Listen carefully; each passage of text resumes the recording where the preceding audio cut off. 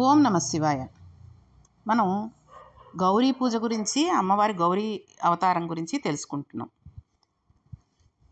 మనం చెప్పుకున్నాం కదండి, ఒకానొక సమయమునందు మందగిరి పర్వతం మీద పార్వతీ పరమేశ్వరులు ఇద్దరూ కూర్చుని ఉన్నారు అని. శంకరుడు పార్వతీదేవి వంక చూశాడు. అమ్మ నల్లగా ఉంటుంది. కాళీ అనే శబ్దం ఆ నలుపును సూచిస్తుంది. మరి శంకరుడు శాంతం పద్మాసనస్థాం శశిధరమకుటం పంచవక్తం త్రినేత్రం శూలం వజ్రంచ ఖడ్గం పరసమభేదం స్ఫటికమణి నిభం అంటాడు. స్ఫటికం ఎలా ఉంటుందో అంత తెల్లగా ఉంటాడు శంకరుడు. ఇంత తెల్లటి శంకరుడి పక్కన నల్లగా ఉన్న అమ్మవారు కూర్చుంది. కానీ యథార్థానికి శివపార్వతులు ఇద్దరిలో కూడా వారి రూపురేఖలకు సంబంధించిన భావాలు ఏవీ లేవు. ఆయన పార్వతీదేవి వంక చూసి ఆమెని కాళీ అని పిలిచాడు. ఆ పిలుపు పూర్వం పిలిచినట్టు లేదు. కొద్దిగా ఏదో ఎత్తి పొడిచినట్టుగా ఉంది అనిపించింది ఆవిడికి. ఓ నల్లపిల్ల అని పిలిచినట్టుగా అనిపించింది. వెంటనే ఆవిడ ముఖం ఎర్రగా అయిపోయి కన్నుల వెంట బాష్పధారలు కారిపోతుండగా అమ్మవారు కబాలను కిందకి దిగి అంది, ఇక్కడ ఆవిడ ఒక గొప్ప సత్యాన్ని ఆవిష్కరిస్తోంది చూడండి. లోకమునందు ఎన్ని సుఖాలైనా ఉండవచ్చు, ఎన్ని భోగాలైనా ఉండవచ్చు, కానీ ఈ శరీరమునందు నా భర్తకు ప్రీతి లేదు. భర్తకు ప్రీతి చేయలేని సౌందర్యం ఈ శరీరమునందు లేనప్పుడు, ఆయన చూపులకు ఇది అందంగా కనబడినప్పుడు, ఆయన మనస్సును సంతోషపెట్టలేనప్పుడు ఒక కాంత అటువంటి శరీరాన్ని పొంది ఉండడంలో ఎంతో బాధపడుతుంది. ఇప్పుడు నేను కైలాసంలో ఉన్నా, మణిద్వీపంలోనే ఉన్నా, నేను ఎంత తిరుగుతున్నా, నన్ను ఎంతమంది సేవిస్తున్నా, నన్ను ఎంతమంది శ్రీమాత అని పిలుస్తున్నా, మా వారు మాత్రం నన్ను చూసేటప్పటికి ముఖం చిట్లించుకుని నన్ను కాళీ అని పిలుస్తాడు. ఇటువంటి భావన నాకు కలగగానే నాకు ఈ శరీరం మీద ఎక్కసం కలుగుతోంది అంది. ఇన్ని కారణాల చేత ఆవిడ భర్త ప్రీతిని కోరుకుంటోంది. తాను ఏది చేసినా భర్త ప్రీతి కొరికే చేస్తుంది. తన శరీరం భర్తకి ప్రీతిని కలిగించటకు వినియోగిస్తుంది. ఇది మహాపతివ్రత లక్షణం. అందుకని చూడండి, లోకంలో ప్రతి స్త్రీ కూడా అనుభవించేదే ఒక ఉదాహరణకి ఒక ఇంట్లో చక్కగా ఒక మంచి కూర చేసిందనుకోండి, వచ్చిన చుట్టాలు అందరూ కూడా భలే బాగుంది, ఈ కూర చాలా బాగా చేసావు, ఎంత బాగా చేసావు, ఎలా చేసావు అని అడుగుతూ ఉంటే ఆ ఆనందం వేరు. భర్త చాలా బాగుందో ఇవాళ కూర, భలే బాగా చేసావు, నువ్వు తిన్నావా ఇంకా లేదా, బాగుంది, చాలా రుచిగా ఉంది అని ఒక మాట అన్నాడు అనుకోండి, ఆవిడికి 1000 ఏనుగుల బలం వచ్చినంత ఆనందం ఇచ్చేస్తుంది. ఏమీ మాట్లాడకుండా గబగబా తినేసి చేయి కడుక్కొని వెళ్ళిపోతే, అయ్యో ఈయనకు నచ్చలేదో ఏమో, అందరూ బాగుందన్నా ఈయన ఏం మాట్లాడలేదు అంటాడు. కాబట్టి కొన్ని కొన్ని చిన్న చిన్న విషయాల్లో ఈ మగవాళ్ళు ఆడవాళ్ళని కొంచెం, ఆడవాళ్ళని అంటే భర్త భార్యని కొద్దిగా నిజంగా బాగుంటేనేనండోయ్, అలాగని అస్తమాటు పొగడడం కాదు. ఒక చిన్న మాట అన్నారనుకోండి, ఆవిడ అంత కష్టపడి చేసినందుకు ఎంతో సంతోషిస్తూ ఉంటుంది. కాబట్టి చిన్న చిన్న పొగడ్తలు భార్య కోరుకుంటూ ఉంటుంది. అలాగే చూడండి, ఒక మంచి చీర ఏదో కట్టుకుంది, కొత్త చీర ఏదో కట్టుకుంది. భర్తకి దండం పెట్టుకుని ఆ చీర బాగుందో లేదో అని చెప్తాడేమో అని ఆశతో చూస్తూ ఉంటుంది. ఏమీ మాట్లాడకుండా ఆ అక్షింతలేవో వేసేసి తన గదిలోకి వెళ్ళిపోయి తన పని చూసుకుంటూనో, లేకపోతే ఈ రోజుల్లో చెప్పాలంటే సెల్ ఫోన్ చూసుకుంటూనో, సెల్ ఫోన్లో మాట్లాడుకుంటూనో పక్కకి వెళ్ళిపోయాడనుకోండి, ఆవిడ చిన్నబుచ్చుకుంటుంది. అదే బాగుందో, ఈ రంగు బాగుంది, ఇది వరకు లేదా ఏంటి ఈ రంగు నీకు చీర, బాగానే ఉంది, చక్కగా ఉంది అని ఒక మాట అన్నాడనుకోండి, ఆవిడ చాలా సంతోషిస్తుంది. ఊళ్ళో వాళ్ళందరూ కలిసి మీకు ఈ చీర బాగా సూట్ అయిందండి, చాలా బాగుంది, ఈ రంగు ఎక్కడ తీసుకున్నారు, ఎంత కొన్నారు, భలే సెలక్షన్ బాగుంటుందండి మీది అని ఎన్ని పొగడ్తలు పొగిడినా అవన్నీ ఒక పక్కకుంటాయి. భర్త పొగిడిన మాట ఒక పక్కకుంటుంది. కాబట్టి ఇక్కడ పార్వతీదేవిని కాళీ అని పిలవగానే ఆవిడ ఈ రకంగా అనుకుందనమాట. కాబట్టి తన శరీరం భర్తకి ప్రీతిని కలిగించడానికి వినియోగిస్తుంది. అందుకే శంకరాచార్యులంతటి వారు సౌందర్యలహరి ప్రారంభించేస్తే అమ్మవారి నామంతో మొదలుపెట్టలేదు. శివశక్త్యా యుక్తో అని ప్రారంభించాడు. ఆయన పేరెత్తకుండా మొదలు పెడితే అమ్మవారి ముఖం చిట్లించుకుంటుందని ప్రాజ్ఞులు మహానుభావులు అయిన శంకరులకు తెలుసు కనుక భర్త పేరుతోనే మొదలుపెట్టాడు. అందుకనే చూడండి, మనం అమ్మవారి పూజ చేసేసి ఇప్పుడు లక్ష్మీదేవి పూజ చేసేసి ఆవిడకి అనుగ్రహిస్తుంది, ఆవిడ మనకి ఎంత పూజ చేసేస్తే అంత డబ్బు ఇచ్చేస్తుంది అనుకుంటే అది ఉత్తి పొరపాటు. ఎప్పుడైతే మనం లక్ష్మీనామం చేస్తామో వెంటనే విష్ణు సహస్రంలో విష్ణు అష్టోత్తరం కానీ విష్ణు సహస్రం కానీ తప్పకుండా చదవాలి. అలాగే లలితా సహస్రం చదివిన తర్వాత శివుడికి సంబంధించినది ఏదో ఒకటి చదవాలి. అలా కాకుండా కేవలం మనం అమ్మవారి పేర్లతోటి ఉన్న సహస్రాలు కానీ అష్టోత్తరాలు కానీ చదివేసి విదిలేసామంటే అమ్మవారికి కొంచెం కోపం వస్తుంది. ఆవిడ అనుకుంటుంది, ఇదేమిటి నన్ను పిలుస్తున్నారు, నా భర్తకి వాళ్ళు గౌరవం ఇవ్వట్లేదు అని చెప్పి అనుకుంటుంది. అది మహాపతివ్రత యొక్క లక్షణం కాబట్టి అమ్మవారు తప్పకుండా ఆ రకంగానే అనుకుంటుంది. అందుకనే మనం ఏమీ విష్ణు సహస్రం చదవలేము, శివ సహస్రము చదవలేము, లలితా సహస్రం చదివేసరికి నీరసం వచ్చేసింది అనుకోండి, అప్పుడు ఓం నమ శివాయ, ఓం నమ శివాయ, ఓం నమ శివాయ అని 11 సార్లైనా అనుకోవాలి. అలాగే ఓం నమో నారాయణాయ అనుకుంటూ లక్ష్మీనారాయణాయ అనుకుంటూను 11 సార్లు అనుకోవాలి. ఆ కాస్త చేసినా ఆవిడ సంతృప్తి పడుతుంది. ఆయన పేరు చెబితే ఆవిడికి సంతోషం. అందుకని ఆవిడేమనింది, నీవు ఈ శరీరాన్ని చూసి ప్రీతి పొందలేదు, దీనిని చూసి నీవు సంతోషించినప్పుడు నేను ఈ శరీరంతో ఉండాలని అనుకోవడం లేదు. ఈ నల్లటి శరీరాన్ని నేను వదిలిపెట్టేస్తాను. ఎటువంటి రంగుతో ఉన్న శరీరం అయితే నీ మనస్సు సంతోషిస్తుందని నేను అనుకుంటున్నానో అటువంటి శరీరాన్ని పొందుతాను. ఆ శరీరం చూసి నీవు ప్రీతి చెందాలి, కాబట్టి అటువంటి శరీరంతో వస్తాను అంది. ఇప్పుడు చాలా ఆశ్చర్యకరమైన సంఘటన ఒకటి జరిగింది. పై విధంగా చెప్పి అమ్మవారు వెక్కి వెక్కి ఏడ్చి, దేవా నన్ను అనుగ్రహించండి, నన్ను మీరు ఆశీర్వచనం చేసి పంపించండి, నేను తపస్సు చేసి మీకు ప్రీతిపాత్రమైన రంగు కలిగిన శరీరాన్ని కలిగి వస్తాను అని చెప్పింది. ఈ మాట అనేసరికి శంకరుడు ఒక్కసారిగా ఉలిక్కిపట్టాడు. నాటకం రక్తి కట్టాలి కదండి, ఎంత కోటీశ్వరుడైనా బిచ్చగాడి వేషం వేస్తే ఇదేమిటి ఈ దిక్కుమాలిన వేషం అని వేసేయకూడదు. నిజంగా 4 రోజుల నుండి అన్నం లేనివాడు ఎలా ఆక్రోశిస్తాడో అలా ఆక్రోశించినప్పుడే ఆ భిక్షపాత్రకి పద్మశ్రీ వస్తుంది. నిజంగా ఆయన బిచ్చగాడు కాదు, ఆయన కోట్లకు పడిగలెత్తిన ఐశ్వర్యంతుడు, కానీ బిచ్చగాడిగా అంత బాగా నటించగలడు అని అనిపించగలగాలి. నర్తకుని భంగి పెక్కు మూర్తులతో ఎవ్వడాడు అని అంటారు పోతన గారు. కాబట్టి ఈశ్వరుడు ఎప్పుడు చిద్విలాసంతో ఇలాంటివి చేసినా అవి చూడడానికి చాలా బలీయంగా కనబడతాయి. లోపల కూడా అంత బలీయమైన రహస్యము దాస్తారు. కాబట్టి ఆయన ఉలిక్కిపడి అన్నారు, అయ్యో పార్వతి, నా మనస్సు నీకు తెలియదా? మన ఇద్దరి మనస్సు ఒకటే కదా. నీ యందు నాకెప్పుడూ అటువంటి భావన లేదు.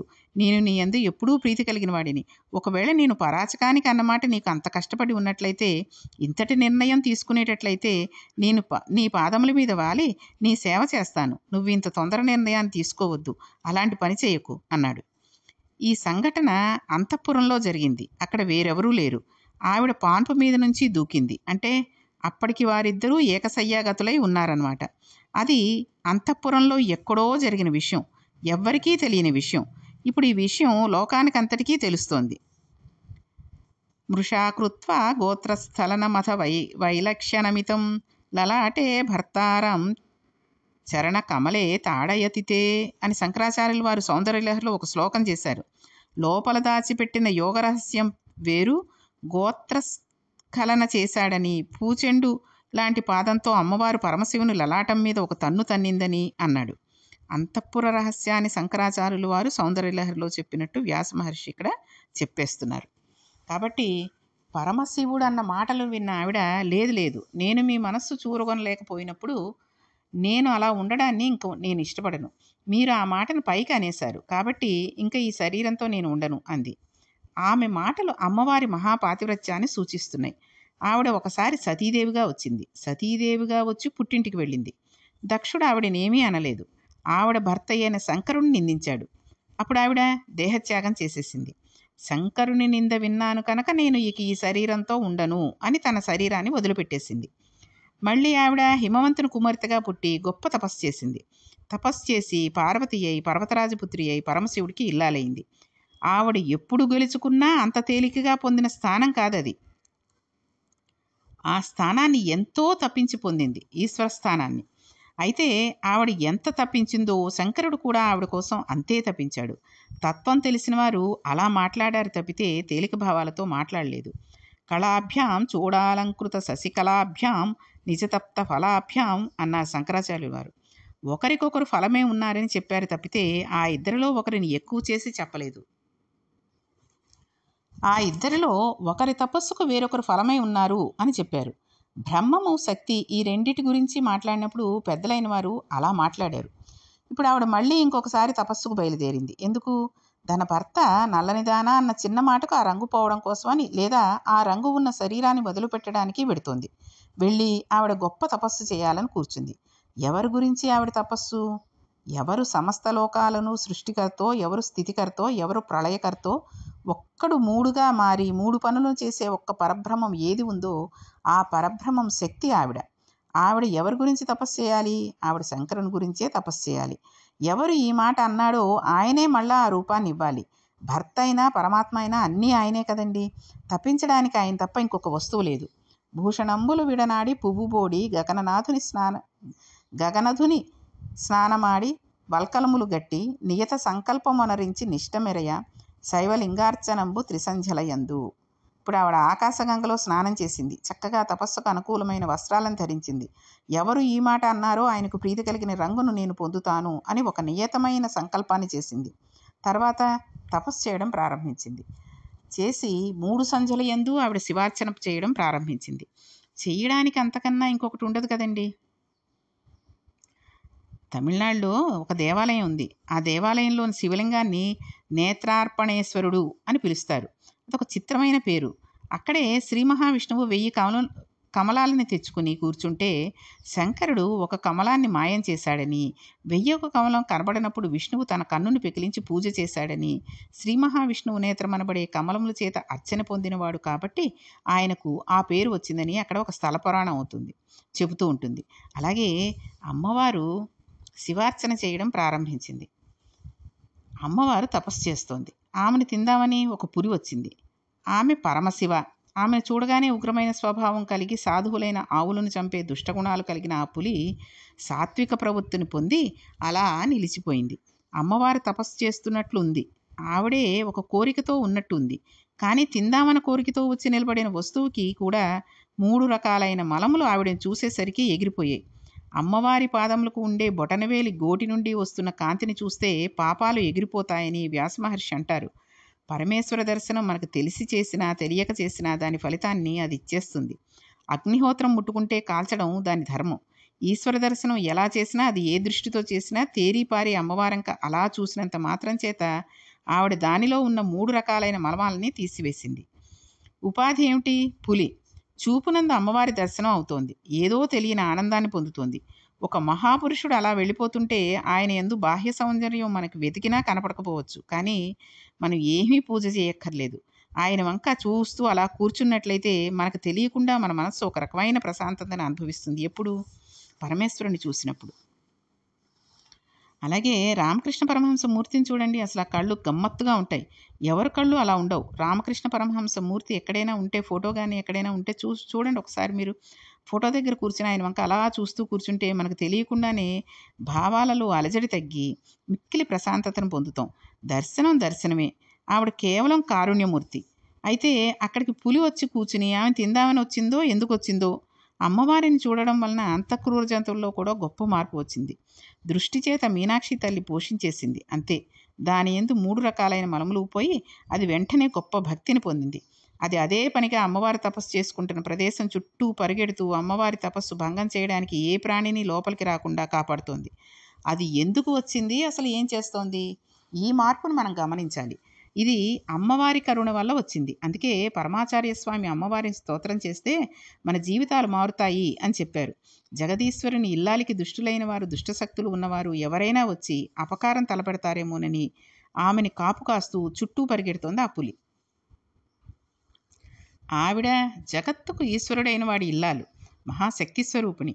అటువంటి ఆవిడకు ఈ పులి కాపుకొస్తుంది. దాని భాగ్యం ఏమని చెప్పాలి చెప్పండి. ఇందాక బ్రహ్మగారు కొడుకయ్యారు, ఇప్పుడు మామగారయ్యాడు.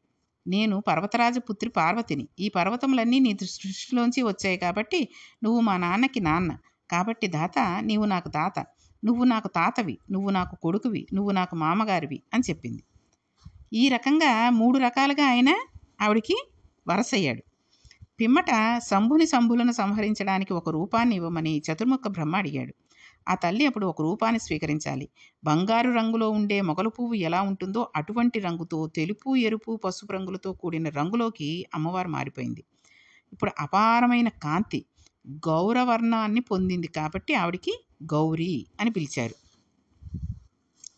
కీర్తన చేయబడుతుంది కాబట్టి గౌరీ అని పిలిచారు. ఆమెనే అందరూ పొందవలసి ఉంటుంది కాబట్టి జగజ్జనిని కనుక ఆవిడ అనుగ్రహంతోటే ఈశ్వరుని యందు చేరవలసి ఉంటుంది కాబట్టి ఆమెని గౌరీ అని పిలిచారు. గౌరవర్ణంతో తెలుపు, ఎరుపు, పసుపు రంగులతో తాను మారి తన నల్లని శరీరాన్ని పాము కుబుసం విడుదలపెట్టినట్లు అమ్మవారు లీలామాత్రంగా శరీరాన్ని విడిచేసింది. ఈ విధంగా విడిచిన నల్లల శరీరానికి కౌశికి అని పేరు వస్తుంది. అప్పుడు అమ్మవారు బంగారు రంగుతో ఉన్న వస్త్రాలు కట్టుకున్నదై, చక్కని తిలకం పెట్టుకున్నదై, పూర్వం పురుష స్పర్శ లేనిదై అక్కడికి అవతరించింది. ఇక్కడ మనం ఒక విషయం అవగతం కావాలి. పార్వతీ పరమేశ్వరు మధ్య జరిగినది కాముని బాణాల వలన జరిగిన సృష్టి కాదు. అది లీలామాత్రంగా వీళ్ళిద్దరూ కలిసి కామేశ్వరుడే ఆ తల్లి లోపల మనస్సునందు కదిలితే ఈ సృష్టిగా పరిణమించింది. కనుక ఇప్పుడు కౌశికి అనే పేరుతో ఆ నల్లటి శరీరాన్ని ఇచ్చి ఈవిడ వచ్చి శంభులను సంహారం చేస్తుందని చతుర్ముఖ బ్రహ్మ కోరికను తీర్చింది. ఇప్పుడు ఈ కౌశికి వెళ్ళి ఆ నిశంభులని సంహారం పూర్తి చేసేసింది. ఈ కౌశికీ రూపంతో ఉన్న అమ్మవారు నిశంభులను పరమార్చిన తర్వాత ఆవిడ వింధ్యావాసిని అయి వింధ్యాపర్వతం మీద కూర్చుని ఉంది. ఈ సమయంలో మహానుభావుడు చతుర్ముఖ బ్రహ్మ అమ్మవారికి కైమోడ్చి నమస్కరించి స్తోత్రం చేసి ఒక సింహాన్ని ఆవిడికి వాహనంగా బహుకరించాడు. సింహవాహన అనే పేరుతో, వింధ్యావాసిని అనే పేరుతో ఈ కౌశికి మనలందరినీ రక్షించడం కోసమని ఆ వింధ్యాపర్వతం మీద వేంచేసి ఉంది. ఇప్పుడు గౌరవవర్ణాన్ని పొందిన గౌరి ఈ వ్యాఘ్రాన్ని కూడా వెంట పెట్టుకుని పరమశివుడు ఉన్న మందర పర్వతం దగ్గరికి వెళ్ళింది. ఆమెను చూసి పరమశివుడు ఎంతో సంతోషించాడు. పార్వతి, నేను ఆనాడు ఈ మాట ఎందుకన్నానో దానిలో గల రహస్యం ఈనాడు నీకు అర్థమైంది. ఈ శరీరాన్ని విడిచిపెట్టి దీనితో రాక్షస సంహారం జరగాలి. ఇప్పుడు నువ్వు తెలుపు, ఎరుపు, పసుపు వర్ణాలతో నాకు ప్రీతి కలగడం కోసమని అటువంటి శరీరంతో వచ్చి పక్కన కూర్చోవడం చేత లోకానికి ఒక కొత్త మర్యాద ఏర్పడాలి. నీవు వాక్యం, నేను విద్య. నేను ఆ విద్య చేత ప్రతిపాదించబడిన జ్ఞానాన్ని, విద్య, జ్ఞానము ఆ రెండు ఎలా విడివిడి ఉండేవో అలా నీవు నేను ఎప్పుడూ కలిసే ఉంటాం. మనం ఇద్దరం అలా విడిపోవడం అనేది ఉండదు. మనిద్దరం అగ్ని సోమాత్మకంగా ఉంటాం. నీవు సోమాత్మకంగా ఉంటావు, నేను అగ్నిస్వరూపంగా ఉంటాను. ఊర్ధముఖమైన ప్రయాణం మనది. అందుకే చూడండి, అగ్నిహోత్రంలో ఒక పుల్లతో వెలిగిస్తే అగ్నిహోత్రం పైకి లేస్తుంది కానీ కిందకి వెళ్ళదు. ఆయనది ఊర్ధముఖం అంటే పైకి లేవడం. ఆయన ప్రయాణం అలాంటిది. నీవు సోమరసాత్మకమై కిందకు వెడతావు. నేను ఈ సృష్టినంతటినీ లయకారకుడనై కేవలం బూడిదగా మార్చి ఉంచినప్పుడు సోమరసాత్మకమైన నీ అనుగ్రహ ప్రవేశం చేత మరలా పునఃసృష్టి జరుగుతోంది. కాబట్టి ఈ సమస్తము మనం ఇరువురుమై ఉన్నాము. ఇక మనం విడవడేది అనేది లేదు. అసలు మనం విడవడం అన్న ప్రసక్తే రాదు. పార్వతి, నా హృదయం నీకు తెలియకుండా ఉంటుందా? మనం ఎప్పుడూ ఒకరి నుండి ఒకరు విడివడి ఉండేవాళ్ళం కాదు. అటువంటి నీవు నా మీద కోపపడి దూరంగా వెళ్ళినట్టుగా కనబడడం ఒక అద్భుతం. లోకరక్షణం కోసమని మన ఇద్దరం ఇలా ఆకృతులను స్వీకరించాం.